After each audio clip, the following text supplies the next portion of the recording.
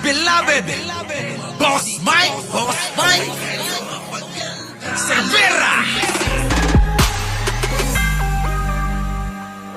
Posibleng di maparusahan si Senador Bato de la Rosa na ilang buwan ng missing. Sabi dito, ano ebidensya mo na masamang tao si Martin? Bigay mo ebidensya mo. Ako nga eh. Nakita ng dalawang mata ko eh. Saksi nga ako eh. Ako na nga mismo eh. Ayaw mo pa rin maniwala. Itanong mo siya mga vlogger, ano ba yung nakita ni Mike Cervera kay Martin kaya iyon eh ayaw kay Martin. Di ba? Hindi ako galit. Ayaw ko sa kanya. Ano ba yung nakita nun? Alam nyo ba, Eka? Ganon ang tanong. Ano ba yung alam daw ni Mike Cervera na nakita niya kay Martin kaya ayaw doon?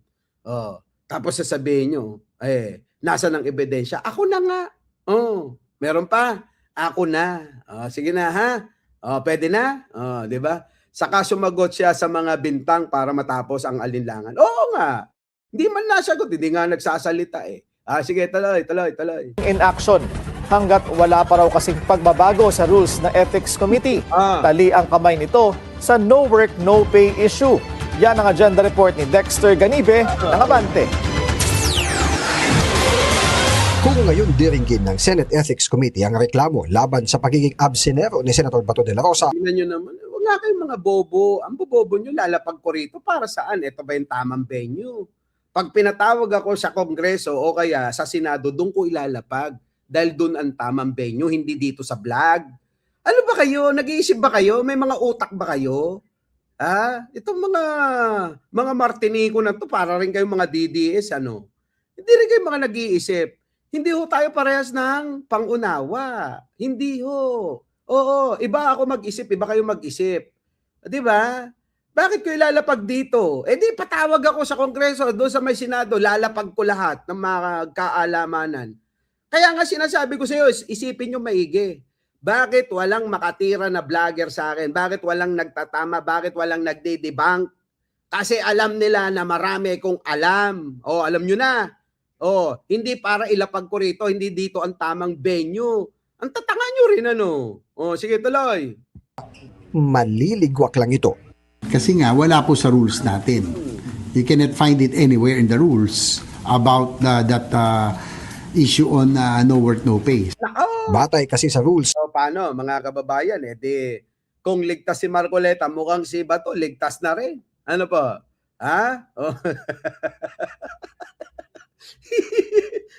Akin na lang yun, Charlie Whiskey. Kung meron akong dahilan kahit naman sabihin ko sa inyo, ayaw nyo namang unawain at intindihin Di ba? Akin na lang. Basta ayoko sa kanya. Dahil meron akong alam na personal. Ganon. Ng Ethics Committee, walang jurisdiction ang komite sa mga reklamo. Karamon, Alicia Duran.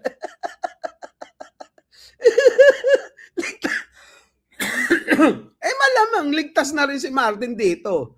Kaya nga sinasabi ko sa inyo, ang pinakamaling sindikato, ang numero 1 sindikato sa Pilipinas, yung mga politiko. Sila talaga ang sindikatong legal. Tuloy. Reklamo laban sa isang senador kung ang nasabing reklamo ay wala sa official rules ng Senado. Sabi ni Ejercito, kung nais mag-prosper ang reklamo laban kay Bato, kailangan munang maamyandahan ang Senate rules. Majority Leader as the chair of the Committee on Rules will determine if there's a need. Kung meron siyang magpo-propose siya ng amendment, then it will be decided upon by the body. Kita niyo mga kababayan ko, nagagamit nila yung sariling batas na ginawa nila para malusutan lahat yung mga ginagawa nilang mga kalokohan. Diyan kayo tumutok. Kaya hindi rin malayo na si Martin, makaligtas din yan. Di ba? Di ba? Ito na. Sabi nga ni Arnold, hindi ba sakop ng civil service ang Senado? Sakop naman yan siguro. Kapag aamyandahan ng rules, kailangang may senador na magpapanukala nito. Pagdedebatehan sa plenaryo kapag nagka-regular session ang Senado. Mali ka, Charlie Whiskey. Ano ba yung si Magandang Mima, ayaw din kay Martin, di ba? Waray yun. Hindi. Abay, love na love niya si Martin. Oo, love na love niya yun. Ano ka ba? Mali ka dyan. Hindi. love na love ni Mima si Martin Romualdez. Oo, 'di ba? bago pagbobotohan ng mga senador. Oh, Ngayong araw, ang huling regular session at bukas ay simula na ng Lenten break. ah, Sa Mayo 4 pa muling babalik ang regular session. Aha. Kaya habang wala sa Senate rules ang no work, no pay, Aha. sa basurahan lang mapupunta ang reklamo laban kay Bato. Oo nga, di wala. Yung kung ano man ireklamo, kay Bato wala rin. Oh. Kaya nga sabi ni Anthony, Boss Mike, mag-apply ka witness kay Sara. Eh bakit naman ako mag-a-apply do sa hayop na yon? Eh parehas lang silang magnanakaw. 'Di ba? Eh wala akong kakampihan sa dalawa na yan. Gusto ko si Pangulong Bongbong magpatawag. Sabihin nun, oh, Mike, oh, papaimbestiga tayo ha. Pumunta ka sa may Senado o kaya sa Kongreso ha. Oh, bahala ka na. Sabihin mo na lahat na nalalaman mo. Eh bakit lalapit pa ako kay Sara? Eh buang yan, magnanakaw po din yan, 'di ba? Walang pagkakaiba si Martin tsaka kay Sara Duterte. Parehas lang likaw ng bituka ng mga yan. Ano ba kayo? Oo, ganon. O, tuloy. Umabot na sa siyam ang ethics complaint na hawak ngayon ng komite ni Senator JB. Isa rito ay reklamo laban sa lahat ng senador ng 19th at 20th Congress. Yung isa kasi, all senators eh. Hindi rin niya, hindi lahat eh, hindi specific. So, Sa madaling salita mga kababayan, wala rin, oo. Sa basurahan din daw mga kababayan, mapupunta ang reklamo laban dito kay Bato. Ngayon ang tanong, ganun talaga mga kababayan, ang sindikato, yung tinatawag nilang minority at saka majority, yan na ho yun, yung magkakalaban na sindikato.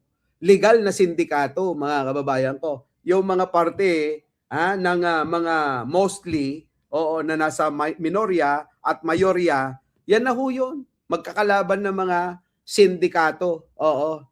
Tuloy.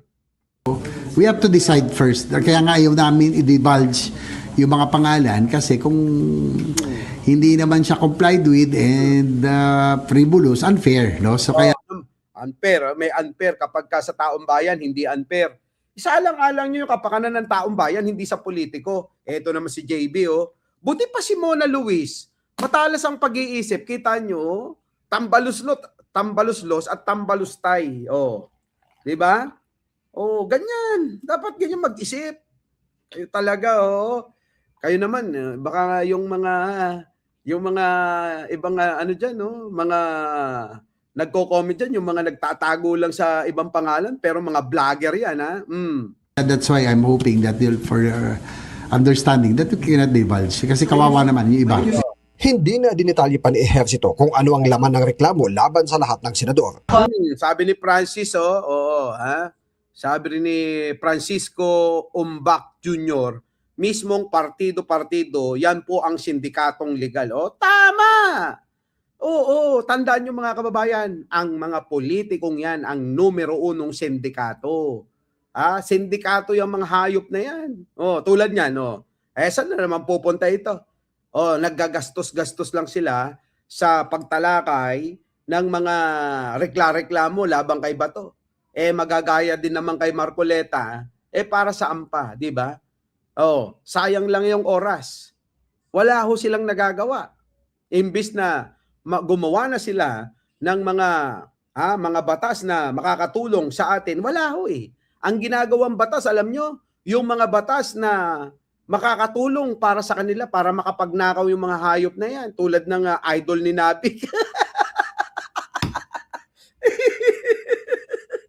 Di ba Nabik? Di ba? Yeah, alam nyo, mga kababayan, kahit man tayo iba-iba tayo ng pananaw, opinion, panatilihin natin yung pagiging makatao, 'di ba? Pwede naman tayong maging rito 'di ba? Maging magkakaibigan na iba-iba ang pananaw. Ang pangit naman kung lahat tayo dito pare-pares lang ang pananaw. Wala na, 'di ba? Wala man lang spicy. Dapat sa pagkain kasi mga kababayan, kung plain na plain yan, wala. Hindi masarap. Kailangan meron talagang katulad nila Jay Sales, katulad nila Jojo Chavez, nila Nabik, ganyan. Dapat ganun, 'di ba? Para meron tayong masarap na diskusyon. Pero kapag ka tayo nag-aayunan na lang tayo rito, tigil na natin to. Wala na hong, sabi nga sa Ilocos, awang ganas na. Di ba? Wala nang ganas. Oh, di ba? Gloomy. Ito na. Pasok. Prejudicial to public interest. Inaprobahan din kanina sa isinagawang executive meeting ng Ethics Committee ang mga amendment sa ethics rules na pinanukalan ni Senator Lacson. Kabilang narito ang probisyong maaring hindi muna dinggin ng komite ang mga reklamo laban sa isang senador na may kahalintulad sa ibang tribunal, board o korte. Pwede naman yun. Kaysa naman pare-parehas na sila ng tinatalakay. Halimbawa, yun yung tinatalakay dun sa di ba? Yung tinatalakay nila dun sa Kongreso, tinatalakay din sa Senado, tapos tinatalakay din sa mga mga korte. Wala, mga kababayan ko. Parang nagpapaligsahan lang sila. Our beloved Boss Mike Cervera.